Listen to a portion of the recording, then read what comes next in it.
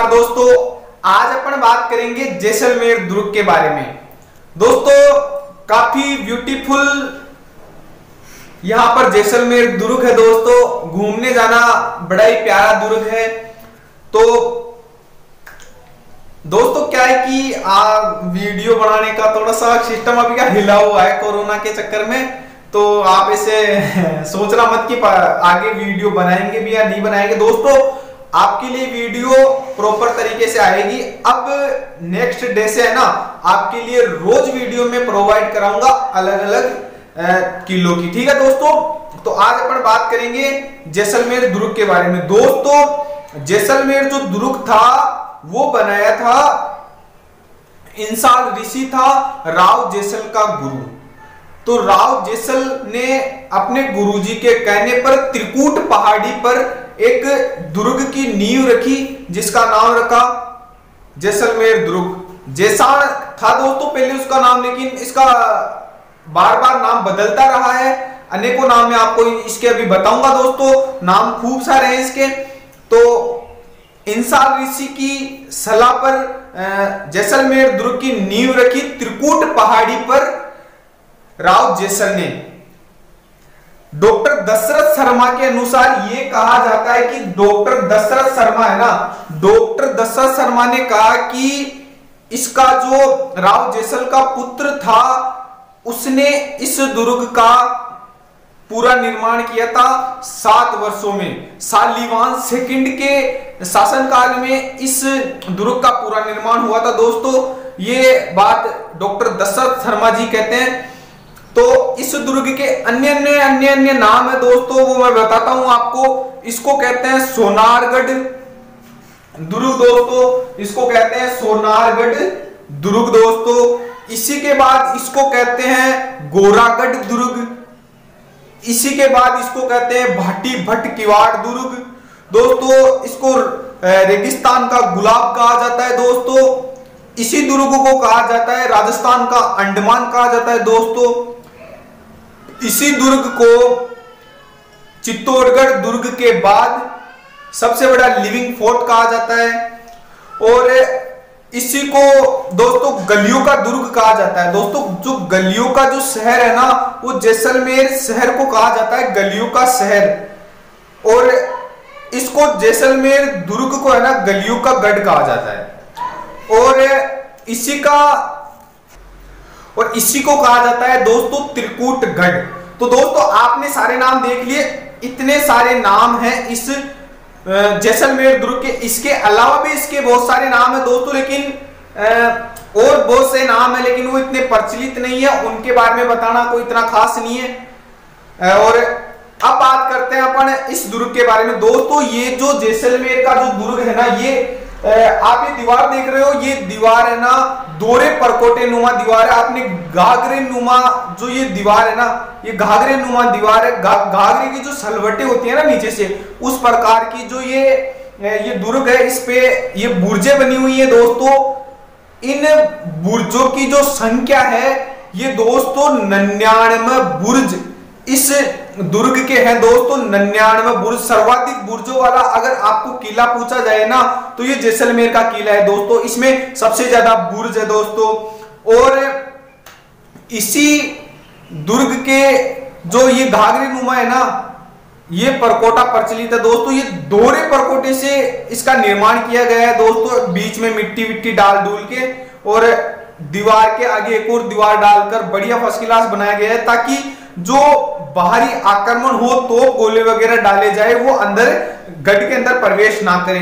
इसीलिए इसका जो सिस्टम बनाया गया है दीवार का, वो इस प्रकार बनाया गया है, बुर्ज वगैरह सारे। अब अपन प्रवेश करते हैं इसके मुख्य प्रवेश द्वार पर दोस्तों। इसका जो मुख्य प्रवेश द्वार है वो है अक्षय पोल या अक्षय पोल दोस्तों। इस जो ये अक्षय पोल या अक्षय पोल है ना दोस्तों, इस अक्षय पोल या अक्षय पोल पर माघ पूर्णिमा को दोस्तों, माघ पूर्णिमा को इस दुर्ग का जो ये मुख्य प्रवेश द्वार है ना, माघ पूर्णिमा के दिन मरु महोत्सव की शुरुआत की जाती है दीपक जलाकर। इसी जो ये प्रवेश द्वार है ना, मुख्य प्रवेश द्वार अक्षेपोल या अक्षेपोल, यहाँ पर ही दीपक जलाकर मरु महोत्सव की शुरुआत की जाती है। और ये काफी अच्छा यहाँ पर मेला भरता है दोस्तों, बड़ा ही फर्स्ट क्लास है। और इसी ये जो मुख्य प्रवेश द्वार है अक्षेपोल या अक्षेपोल, इसी मुख्य प्रवेश द्वार पर बाबा रामदेव जी लोक देवता है दोस्तों, बाबा रामदेव जी महाराज, उन्हीं का यहाँ पर मुख्य प्रवेश द्वार पर एक झंडा लगा हुआ है दोस्तों। आप देख रहे हो ये जो झंडा है ये बाबा रामदेव जी का झंडा है दोस्तों। जैसलमेर दुर्ग के मुख्य प्रवेश द्वार पर बाबा रामदेव जी का झंडा है। इसके अंदर बाबा रामदेव जी का एक मंदिर भी है दोस्तों, उसके बारे में अपन थोड़ी सी देर बाद में बात करते हैं। अब अपन बात करते हैं दोस्तों, इसके अंदर एक मंदिर है जो इस दुर्ग के भाटी वंश के कुल देवता है। ये जो पिक आ गई दोस्तों, ये है लक्ष्मी नारायण जी भगवान है दोस्तों, भाटी वंश के कुल देवता है, लक्ष्मी नारायण जी महाराज है। इनका ये जो मंदिर है दोस्तों, ये मूर्ति जो लाई गई थी दोस्तों, ये मेड़ता से मंगवाई गई थी।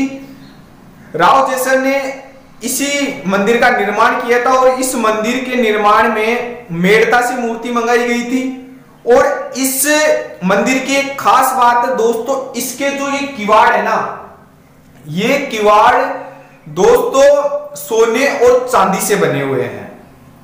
तो आपको अगर पूछे कि इसके जो किवाड़ है वो किससे बने हुए, तो दोस्तों ये सोने और चांदी से इसके किवाड़ बने हुए हैं दोस्तों। इसके बाद इसी में एक मंदिर है दोस्तों, जैन मंदिर। दोस्तों ये जो जैन मंदिर है ना, ये जैन मंदिर के जैन दत्त सूरी जैन भंडार दोस्तों, ये एक भूमिगत संग्रहालय है, काफी बड़ा संग्रहालय दोस्तों, चर्चे आपने सुने होंगे इसके, काफी बड़ा संग्रहालय। इस मंदिर के नीचे भूमिगत सबसे बड़ा संग्रहालय यहीं पर है दोस्तों। इसको कहते हैं जैन दत्त सूरी जैन भंडार। क्या कहते हैं दोस्तों? जैन दत्त सूरी जैन भंडार। और इसी के अलावा यहां पर एक और मंदिर है दोस्तों, अभी मैंने पहले आपको बताया था। इसी में एक और मंदिर है दोस्तों, बाबा रामदेव जी का मंदिर। दोस्तों ये जो आप देख रहे हो ये बाबा रामदेव जी का मंदिर है दोस्तों। इसी दुर्ग के अंदर एक बाबा रामदेव जी का मंदिर है, लक्ष्मी नारायण जी मंदिर के पास में ही है दोस्तों। और ये मंदिर दोस्तों काफी पुराना है। और इसी मंदिर में, इसी दुर्ग के अंदर भाटियों की जो कुल देवी है दोस्तों, उसका मंदिर है दोस्तों। और ये भाटियों की कुल देवी है दोस्तों, इसका मंदिर है, ये है आवड़ माता दोस्तों। जो आवड़ माता थी वो भाटियों की कुल देवी थी दोस्तों। इसका मंदिर भी यहां पर बना हुआ है। और इसमें अनेकों, इसके अंदर अनेकों मंदिर भी है, महल भी है दोस्तों। और जो राव जैसल जी ने इस दुर्ग की नींव रखी थी दोस्तों, वो रखी थी इंसाल ऋषि की सलाह पर 12 जुलाई 1155 को दोस्तों। 12 जुलाई 1155 को इस दुर्ग की नींव रखी गई थी। और नींव रखने के बाद यहाँ पर महल भी बनाए गए थे, मंदिर भी बनाए गए थे दोस्तों। तो उनमें जो प्रमुख मंदिर है, एक सर्वोत्तम कहते हैं अपन बादल महल दोस्तों। ये जो आया है ये बादल महल है दोस्तों। ये बादल महल सबसे सर्वोत्तम स्थिति पर यहाँ पर जैसलमेर दुर्ग की सबसे ऊंचा जो महल है ना दोस्तों, ये है बादल महल है। और ये बादल महल, इसी को अपन कहते हैं ताजिया टावर। क्या कहते हैं दोस्तों? ताजिया टावर। इसी महल को दोस्तों ताजिया टावर कहा जाता है। और इसके अंदर अनेक महल है दोस्तों, जिसमें से पहला अपना आ गया, ये सर्वोत्तम महल आ गया ताजिया टावर। इसके बाद में दोस्तों इसमें 3 महल और हैं दोस्तों, 3 महल है। एक तो है सर्वोत्तम विलास महल। कौन सा है दोस्तों? सर्वोत्तम विलास महल। उसके बाद में एक और महल है दोस्तों, ये है गज विलास महल। दोस्तों गज विलास महल और इसके आगे एक और महल है दोस्तों, उसको कहते हैं जवार महल। तो दोस्तों ये 3 महल और है, इसके अलावा बादल महल के अलावा 3 महल और है, गज विलास महल, सर्वोत्तम विलास महल, जवार विलास महल। इसी दुर्ग की एक खास बात और है, इसी दुर्ग में एक तोप है दोस्तों, प्रमुख तोप है, इसके अलावा अनेक तोपें और है, लेकिन ये जो तोप है ये प्रमुख तोप है दोस्तों। ये तोप आ गई दोस्तों, इसका नाम है जेसान। जेसान तोप दोस्तों, ये प्रमुख तोप है जेसान तोप। इसमें अनेक और है दोस्तों तोपें हैं, लेकिन जो प्रमुख तोप है वो जेसान तोप है। इसका जेसान नाम इसलिए पड़ा क्योंकि पहले अपन है ना जैसलमेर दुर्ग को जेसान गढ़ी कहा करते थे, इसलिए इसका नाम जेसान तोप रखा गया दोस्तों।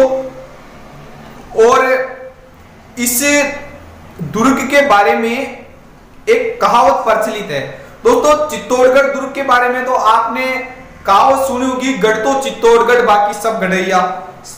इसी प्रकार इस जैसलमेर दुर्ग के बारे में भी एक कहावत प्रचलित है, जो कहावत है गढ़ दिल्ली गढ़ आगरो।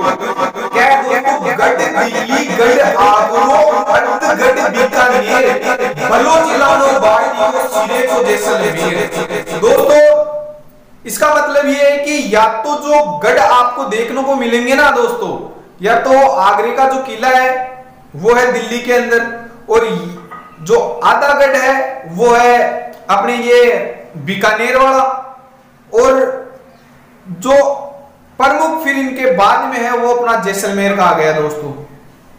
उसके बाद में और दोस्तों जो मुख्य प्रवेश द्वार है वो धनुषाकृति में सकरा हुआ है दोस्तों। थोड़ा मतलब जो जिस प्रकार धनुष होती है उसी प्रकार ये सकरा हुआ है दोस्तों। और ये जो इस महल की इस दुर्ग की खास बात है दोस्तों, वो ये है कि ये दुर्ग जैसलमेर दुर्ग, इसमें चूने या मिट्टी का बिल्कुल भी प्रयोग नहीं किया गया है दोस्तों। पत्थर के ऊपर पत्थर रखकर देखो, जस्ट इस प्रकार ये पत्थर आ गया, इस पत्थर के ऊपर एक और पत्थर, यूं इस प्रकार इसकी बनावट की गई, और पत्थर में पत्थर पसाकर इस दुर्ग की जो बनाया गया है वो इस प्रकार बनाया गया है कि पत्थर में पत्थर पसाकर इस दुर्ग को बनाया गया है दोस्तों। मिट्टी या चूने का प्रयोग बिल्कुल भी नहीं किया गया है। दूसरी खास बात इस दुर्ग की यह है कि इसकी जो छतें हैं, आपने चूने पत्थर की छतें तो खूब देखी होगी, लेकिन इसमें चूने पत्थर की छतें नहीं है दोस्तों, इसमें है लकड़ी की छतें। दोस्तों जो लकड़ी की छतें हैं उनको सुरक्षित रखने के लिए गोमूत्र का लेप किया गया है। काष्ठ की छतें हैं और काष्ठ की छतों पर गोमूत्र का लेप कर इनको सुरक्षित रखा गया है। आज भी दोस्तों ये सुरक्षित है, इतना मतलब इनका सिस्टम सही है कि ये आज भी बिल्कुल प्रॉपर तरीके से टकाटक है। और इसी दुर्ग में एक कुआं है दोस्तों। ये कुआं है दोस्तों जो श्री कृष्ण जी भगवान थे, इन्होंने ये कहा था कि मेरे जो वंशज आएंगे, मेरे वंशज यहां पर राज करेंगे, इसीलिए श्री कृष्ण जी ने अपने सुदर्शन चक्र से इस कुएं का निर्माण किया गया था। और ये जो कुआं था दोस्तों, ये जसलू कुआं था दोस्तों, इसका नाम जसलू कुआं है, और ये श्री कृष्ण जी के हाथों से बनाया गया है, ऐसी मान्यता है दोस्तों। और ये सब आपने देख लिया होगा कि इसके अंदर क्या क्या है दोस्तों। इसी जैसलमेर दुर्ग की एक बात और फेमस है दोस्तों, उसको कहते हैं ढाई साके। अढ़ाई साके दोस्तों इस जैसलमेर दुर्ग के फेमस है दोस्तों। जो प्रथम जो साका हुआ था वो हुआ था दोस्तों 1312 को। प्रथम जो साका हुआ था दोस्तों वो होता 1312 को हुआ था दोस्तों। जो मूलराज भाटी प्रथम थे, उनके शासनकाल में अलाउद्दीन खिलजी जो कि क्रूर शासक था, उसने अटैक किया था और प्रथम शाखा हुआ था दोस्तों। तो मूलराज भाटी और अलाउद्दीन खिलजी के बीच में हुआ था दोस्तों।